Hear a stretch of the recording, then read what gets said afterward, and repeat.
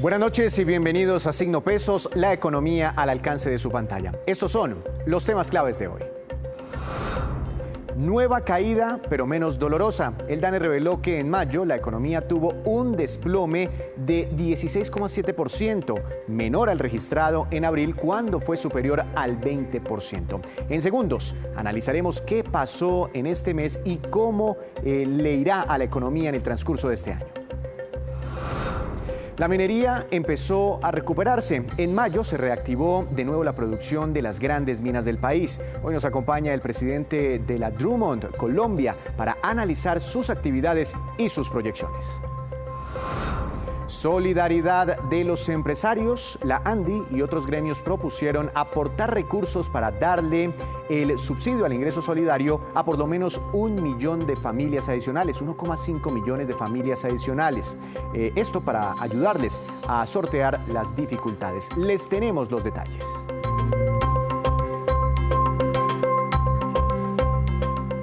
Comenzamos esta emisión con el reporte del DANE que reveló que en mayo pasado la mayoría de los sectores productivos de la economía colombiana tuvieron un nuevo y considerable desplome del 16,7% en promedio, aunque este dato es menor al reportado en abril, cuando la caída superó el 20%, fue una caída, una contracción histórica. Las explicaciones con el director de esta entidad del DANE, el doctor Juan Daniel Oviedo.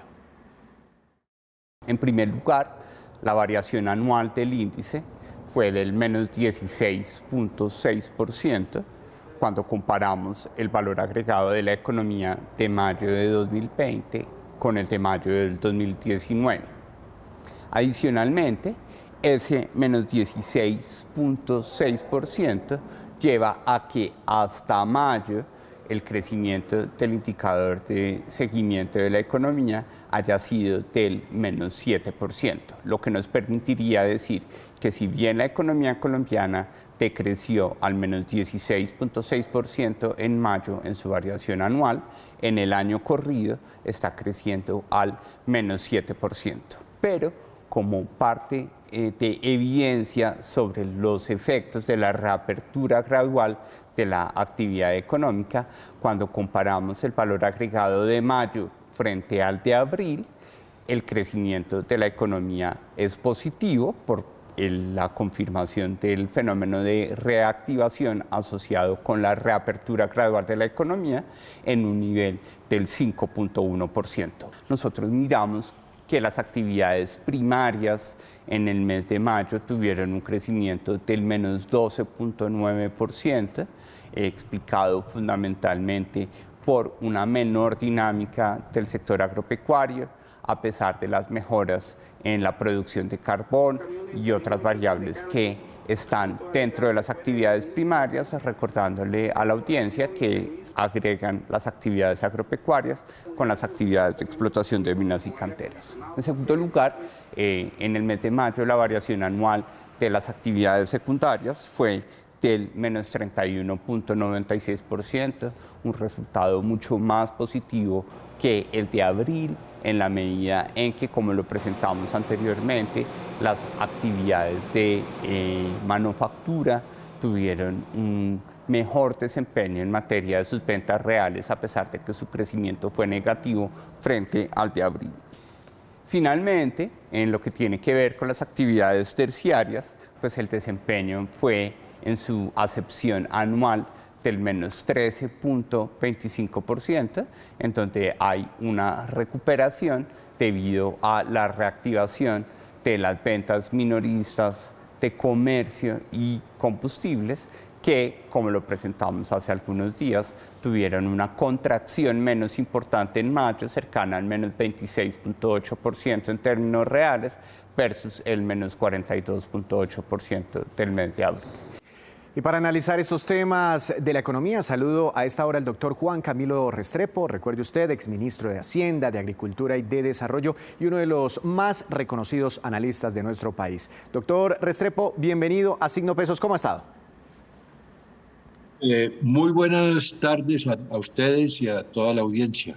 Doctor Restrepo, si miramos abril versus mayo en este indicador que el DANE llama como el índice de seguimiento de la economía, vemos una variación intermensual, como llaman los economistas, de 5 puntos. Esto al final quiere decir que mayo fue muy malo, pero menos malo que el mes de abril.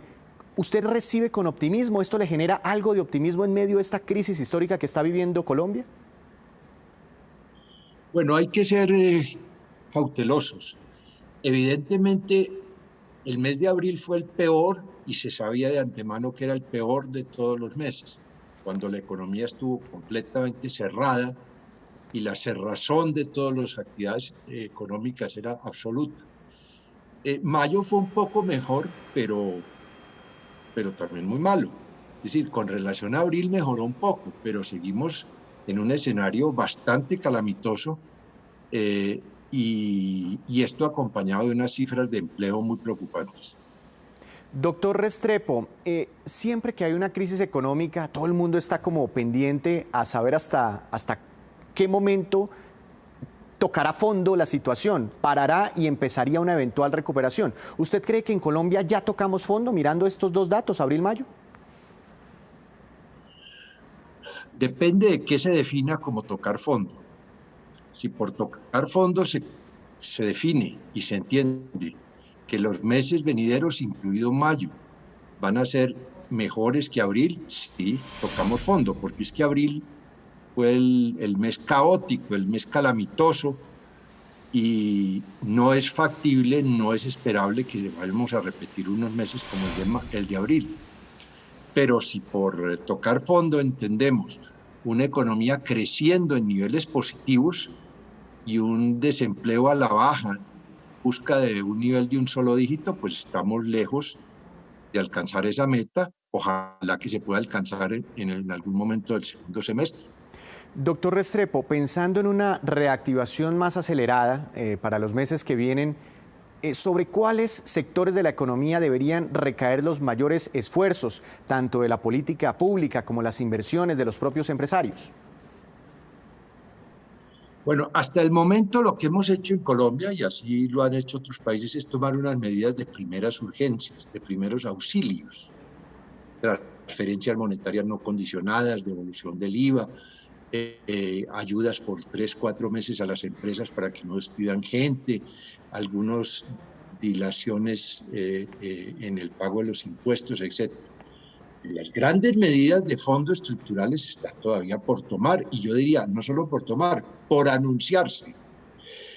Y naturalmente lo que se está esperando es que haya un gran programa contracíclico que le dé mucho predominio y beneficie a todos los programas que tengan que ver con la generación masiva de empleos. Eso es lo que más vamos a necesitar, y ojalá el presupuesto nacional que se presenta la semana entrante a consideración del Congreso empiece a dar las primeras puntadas en este sentido. Y ese gran programa demandaría no solo inversiones, es decir, se necesitarían, por ejemplo, reformas a los impuestos, a la forma en que se pagan las pensiones en Colombia, no sé, a la forma en que se contratan las personas, el empleo.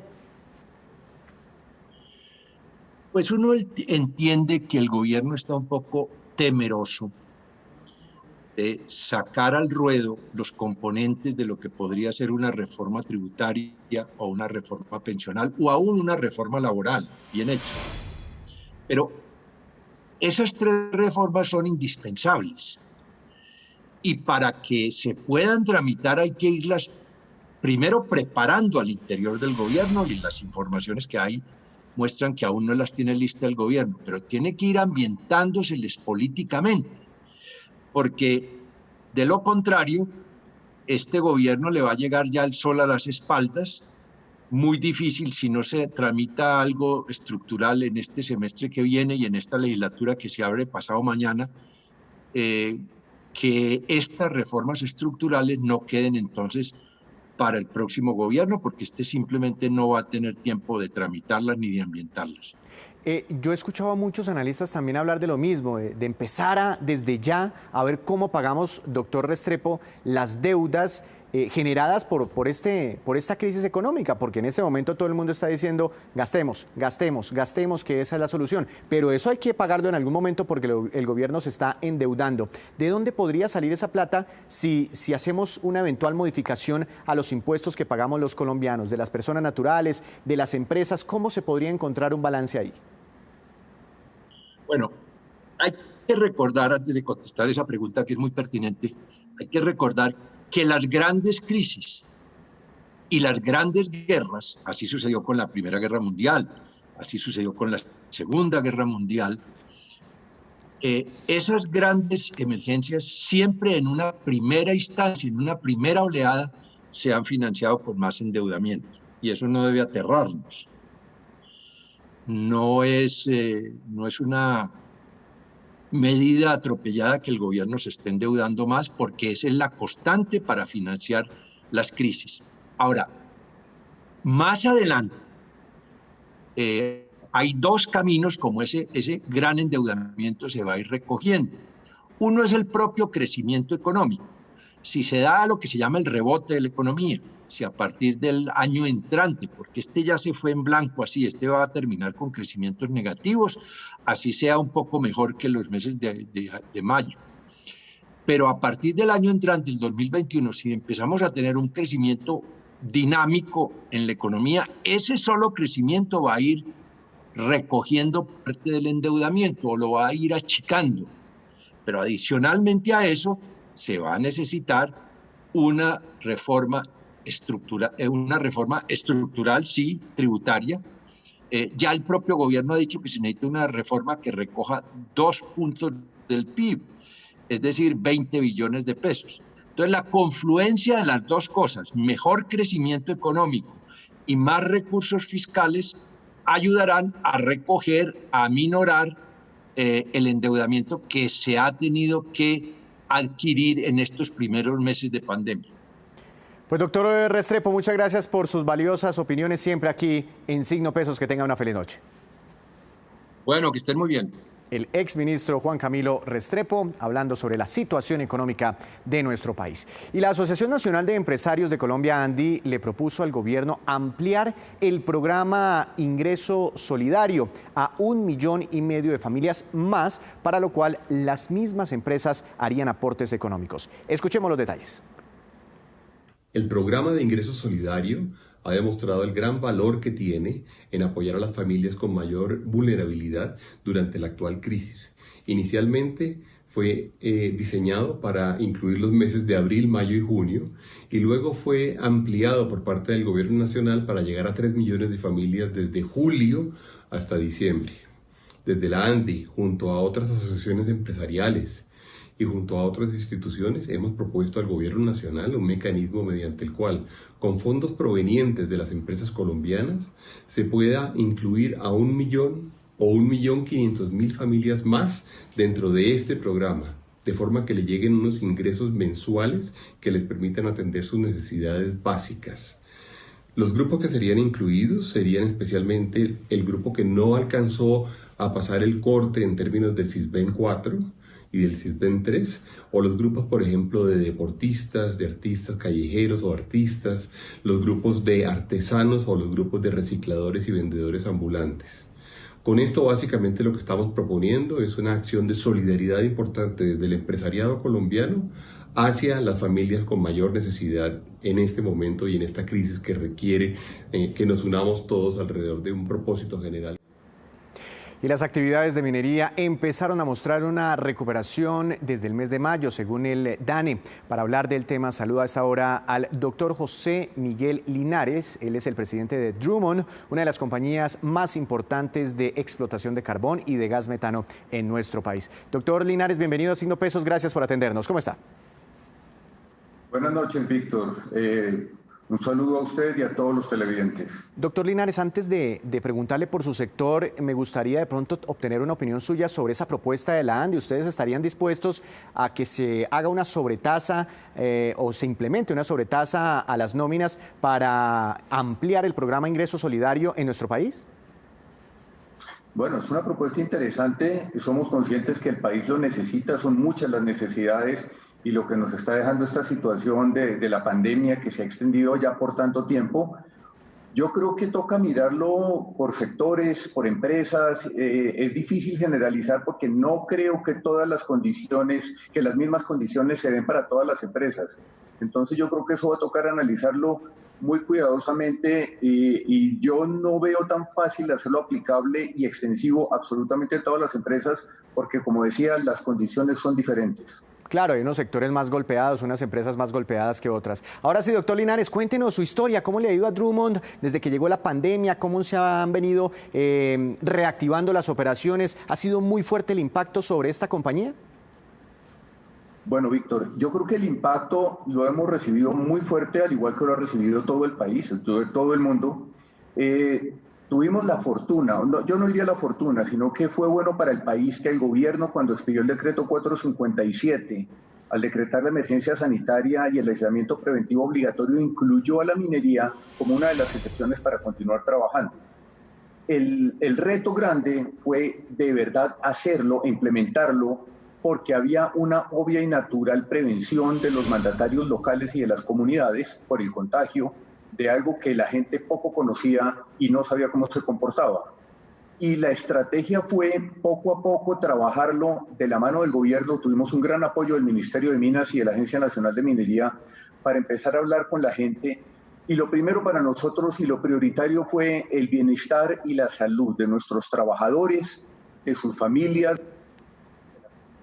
Entonces diseñamos un protocolo de bioseguridad muy completo que luego lo hemos venido ajustando de la mano de las secretarías de salud, tanto locales como con el Ministerio de Salud. Eso lo hemos acompañado con que en todo momento hemos mantenido todos los empleos y hemos mantenido prácticamente a todos los contratistas. Poco a poco hemos ido reincorporando a la gente a trabajar, con la fortuna de que nosotros tenemos un gran porcentaje de nuestros trabajadores son ahí de los municipios mineros. Entonces eso permitió mayor confianza. Y luego fue un trabajo de comunicaciones claro, transparente y permanente, donde la gente sintiera que tenía buena información y completa información de qué estábamos haciendo y cómo lo estábamos haciendo, y ellos mismos se dieron cuenta de que los protocolos de bioseguridad les daban la tranquilidad de poder ir a trabajar. Aparte de eso, lo acompañamos que hemos mantenido la gran mayoría de los programas de responsabilidad social corporativa, los que tuvimos que cerrar por motivos del aislamiento, los hemos ido abriendo poco a poco en la medida que se ha podido y lo hemos acompañado de ayudas humanitarias. En esta situación de grandes necesidades para la población, ya hemos entregado más de 27.000 mercados, sí. 160.000 insumos médicos hospitalarios, 2 millones de litros de agua, recuperamos 27 kilómetros de la vía Casacará-Platanal, sí. Y hemos estado en una constante ayuda y asesoría con epidemiólogos expertos a las secretarías de salud. Yo creo que eso nos ha permitido tener la confianza de la comunidad de que estamos haciendo las cosas bien y por eso actualmente estamos alrededor de un 85% de lo que podría ser una operación normal. 85% sobre el 100. ¿Cuánto estaban produciendo ustedes antes de la crisis por la pandemia y cuánto están produciendo en carbón en este momento?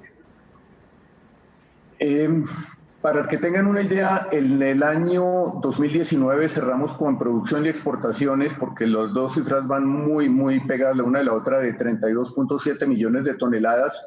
Y en este momento, como vamos, creemos que vamos a cerrar alrededor de los 29 millones de toneladas de exportación. Doctor Linares, nosotros hablamos mucho del precio del petróleo, que es muy importante para Colombia, y bueno, estaba en $60 cuando llegó la pandemia, se vino casi a $20 por barril el Brent, y bueno, ya está un poquito por encima de los $40 por barril. ¿Cómo ha sido el comportamiento durante esta crisis del precio del carbón? El precio del carbón ha tenido un comportamiento bastante malo, y eso es parte de lo que nos está afectando seriamente a todas las empresas carboníferas. No solo en Colombia, sino en general en el mundo. Además del tema de la pandemia, que obviamente ha hecho que se reduzca la demanda de carbón en el mundo y la demanda de energía, vemos que el precio de carbón viene en caída desde el 2018. Si en el 2018 tenemos un precio promedio que llegó a los $84 la tonelada, el precio más bajo que tuvimos, si no estoy mal, en marzo de este año fue de $34 la tonelada, una caída del 52-53%. En las últimas semanas hemos visto algo de repunte, una mejoría, pero no vemos que vaya a mejorar mucho más en lo que resta del año Por lo tanto, tenemos esos dos retos, es trabajar bajo esta pandemia y bajo las restricciones que esto nos lleva, más un precio que pone a muchas compañías en situaciones difíciles, y ya hemos visto que algunas compañías mineras inclusive no han abierto por varios factores. Entonces es un reto importante, pero definitivamente eso va a frenar las exportaciones, la producción y exportaciones del carbón colombiano. Claro, claro, es una situación bastante compleja. Una última pregunta, doctor Linares, y es que, digamos, menor producción sumado a precios más bajos del carbón, y quiero hacer esta pregunta porque muchas personas como que se desentienden del mundo minero, porque de pronto desconocen que muchos de los recursos que llegan a sus municipios, así no sean productores de carbón, vienen de un tema que se llama la distribución de las regalías. ¿Qué tanto le va a pegar todo esto al paquete de regalías, a la bolsa de regalías que se conforma con dineros de varios sectores? Bueno, yo creo que esto sí puede ser un golpe importante para las regalías. Para que tengan una idea, nosotros en el año pasado, entre regalías e impuestos, pagamos alrededor de 542 millones de dólares. En este momento llevamos solamente la mitad del año, claro, un poco menos de producción, pero lo que llevamos pagado es solamente alrededor de 145 millones de dólares. Hay una gran ventaja, y es cuando empiece a funcionar, digamos, entre en ejercicio el nuevo acto legislativo, en donde vuelve y se reajusta la distribución de las regalías y se aumenta la participación que tienen los municipios y los departamentos productores. Yo creo que esto va a ser un importante alivio para ellos, que de alguna forma les puede compensar la caída del precio del carbón y obviamente el cálculo de las regalías, porque eso se calcula sobre un precio menor. Pero va a ser un golpe importante para el país en general, el ingreso de menores regalías. Pues doctor Linares, muchas gracias por contarnos la experiencia de Drummond durante esta crisis por la pandemia, y bueno, también gracias por contarnos las perspectivas de la empresa y todo lo que está ocurriendo alrededor de este negocio. Que tenga una feliz noche. Y llega la hora de la movida empresarial aquí en Signo Pesos con Juan Fernández. Juan, buenas noches. Adelante con el negocio que quiere resaltar hoy. Bienvenido. Víctor, hola, buenas noches. Hoy voy a hablarle de negocios relacionados con café, tecnología y sostenibilidad. El caso es el de la marca estadounidense 1850 Coffee, que pertenece a J.M. Smuckers, uno de los grupos de alimentos y bebidas más grandes de ese país. Sus marcas de café, entre ellas también Folgers y Bustelo, lideran esa categoría en el hogar, y buena parte de su materia prima viene de Colombia. Y el tema está con una unión entre la marca y Farmer Connect, que es una iniciativa global liderada por la industria con la visión de humanizar el consumo a través de la tecnología de la que es socia la Federación de Cafeteros de Colombia, y que, aprovechando tecnología blockchain de IBM, ahora los consumidores pueden rastrear el café que se toman hasta su región de origen. Lo que ha hecho es diseñar al final juntos una plataforma para ayudar a aumentar la trazabilidad, la eficiencia y la equidad en la cadena de suministro de café. Muy interesante eso, Juan. Además, he visto por ahí algunos estudios de cómo ha cobrado importancia el conocer el origen de los productos para el consumidor final y cómo funciona tecnológicamente ese rastreo. Víctor, funciona escaneando un código QR en la bolsa de café, con ello el dispositivo por el cual se ha realizado el escaneo en ruta a un sitio que proporciona información sobre dónde se cultivó, procesó y exportó el café. Además de la ubicación de su tostado, también permite obtener información sobre los proyectos de Farmer Connect, un curso para apoyar a los productores de café y sus familias en Colombia, como por ejemplo suministro de agua potable para las escuelas, plántulas de café para pequeñas explotaciones agrícolas, útiles escolares para escuelas locales, iniciativas sostenibles de agua y agricultura. Y solo pues para ver el tamaño del mercado, J.M. Smuckers vende más de $1 billón al año en su negocio de café. Al final, todo esto hace parte de la forma en la que los consumidores ven sus productos y que se traduce en la disposición de pagar una prima por marcas sostenibles y ambientalmente responsables, al sentir una cadena de suministro transparente. Y ese será el futuro, escanear todos los alimentos para ver de dónde vienen y cómo son producidos. Juan, ¿y cuál es la utilidad de la tecnología blockchain en todo esto? Víctor, el uso de blockchain lo que permite es registrar datos sobre eventos de la cadena de suministro en el viaje del café, incluyendo qué granos usaron, los puertos a los que se enviaron, etcétera. Lo interesante de todo esto, y para allá va el tema de la sostenibilidad, es que la tecnología permite conectar a productores y consumidores en aras de la transparencia y el poder tener beneficios adicionales por ello, es decir, cobrar más por los productos. Y esta, pues es, Víctor, la movida de hoy sobre café, tecnología y el rastreo, que permite hacer la marca 1850 Coffee de los granos colombianos que utiliza en su producto. Gracias por seguir con nosotros. Regresamos a Signo Pesos con la cifra económica del día, y es importante para más de 16 millones de colombianos que están en los fondos privados de pensiones. Esta es la cifra, 80%, y corresponde a la recuperación que tuvieron al cierre del segundo trimestre de este año los saldos de las cuentas de los afiliados a los fondos privados de pensiones. Esa recuperación especialmente se ha visto en los ahorros de portafolios moderados, los más conservadores. Según Asofondos, los rendimientos transferidos a los afiliados en el último año ascienden a 6,8 billones de pesos. Entre tanto, el total de los ahorros de los colombianos en los fondos privados suman ya 272,6 billones de pesos, pero antes de la pandemia el ahorro pensional superaba los 280 billones de pesos. Y el coronavirus aumentó la inscripción de personas en diferentes cursos o capacitaciones virtuales para adquirir más conocimiento y tener la formación para mejorar su vida laboral y personal. Veamos. Desde arreglo de prendas hasta cursos de Excel rápido son algunas de las capacitaciones en auge en tiempos de pandemia. Algunos de ellos son arreglo de prendas de vestir, bailoterapia, fotografías y postres fríos. Contrario a lo que sucede con la educación formal, los cursos flexibles y virtuales han empezado a tener una mayor acogida entre quienes buscan una posibilidad de trabajar. Gracias a ellos, en este tiempo de pandemia, nos han ayudado muchísimo a las personas como yo que no tienen los recursos para poder estudiar. Muchas manicuristas no tienen la posibilidad de acceder a una capacitación o a un producto de alta calidad. Nosotros como empresa, a través de nuestra ruta Charlotte, les brindamos la oportunidad.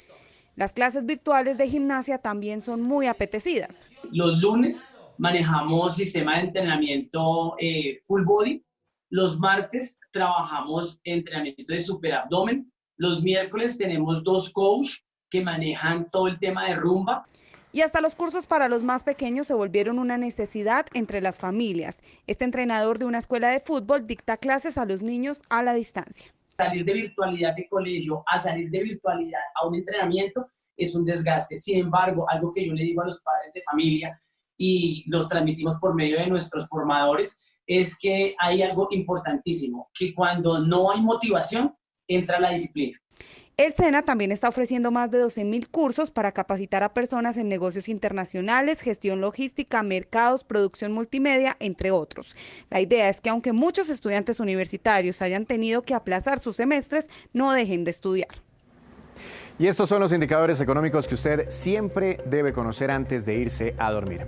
La tasa representativa del mercado que regirá mañana y hasta el próximo martes será de 3.651 pesos con 93 centavos. Subió 24 pesos con 7 centavos. El petróleo de referencia Brent para Colombia cayó un 0,53%. Al cierre de la semana se ubicó en $43 con 14 centavos por barril. El precio interno del café colombiano subió y quedó en promedio a 990.000 pesos por carga también durante el fin de semana. El índice Colcap de la Bolsa de Valores de Colombia se recuperó un poco, 0,26% subió. La acción más valorizada fue la de Empresa de Telecomunicaciones de Bogotá ETB, con una ganancia de 2,8%. Y la acción que más cayó fue la de Canacol Energy, que tuvo un retroceso, esta compañía de gas, de 2,12%. Antes de despedirnos, los dejo con este dato. Este próximo martes 21 de julio por fin se realizará el primer vuelo comercial en Colombia tras la reactivación gradual de la economía. El vuelo será operado por la compañía EasyFly entre Bucaramanga y Cúcuta con una tarifa de 126.000 pesos. Como parte del plan piloto, la aerolínea operará 2 vuelos diarios en esa ruta. Recordemos que hasta ahora los vuelos que se han hecho en Colombia han sido únicamente de carácter humanitario. Y así terminamos por hoy. Los esperamos el próximo martes con una nueva emisión y con toda la información económica que usted necesita saber. Esto es Signo Pesos, la economía al alcance de su pantalla. Feliz puente, feliz noche.